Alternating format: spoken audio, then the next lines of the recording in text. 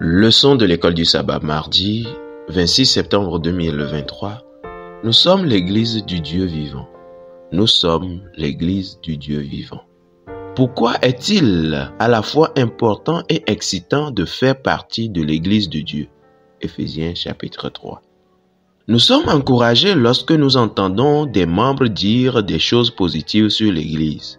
Cependant, les plus enthousiastes d'entre nous ne sont pas à la hauteur du témoignage exubérant de Paul dans Éphésiens 3 sur l'Église. Paul commence un rapport de ses prières pour les croyants en Éphèse, Éphésiens 3, le verset 1, comparé à Éphésiens 1, le verset 15 à 23. Mais s'interrompt pour discuter de la création de l'Église par Dieu, Éphésiens 3, le verset 2 à 13, puis termine son rapport de prière, Éphésiens 3, le verset 14 à 21.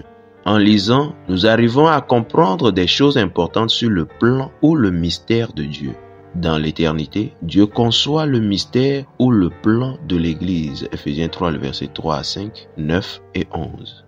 Ce plan longtemps caché est mis à exécution à travers la vie et la mort de Jésus. Éphésiens 3, le verset 11, comparé à Éphésiens 2, le verset 11 à 22. Par révélation, Paul apprend le mystère de l'Église et le fait merveilleux que les gentils doivent y être des partenaires à part entière. Éphésiens 3, le verset 3 à 6. Paul participe à la diffusion de cette bonne nouvelle en tant que prédicateur des richesses incompréhensibles de Christ aux païens. Éphésiens 3, le verset 8 et 9. Ayant amené beaucoup d'âmes à Christ, l'Église composée à la fois de juifs et de gentils fait connaître la sagesse infiniment variée de Dieu aux dominations et aux autorités dans les lieux célestes. Éphésiens 3, le verset 10, annonçant leur ruine à venir, comparé à Éphésiens 6, le verset 10 à 20. Le plan d'unir toutes choses en Christ, Éphésiens 1, le verset 10, est en cours et leur temps est court. Cette compréhension de l'Église motive Paul à prier pour les croyants.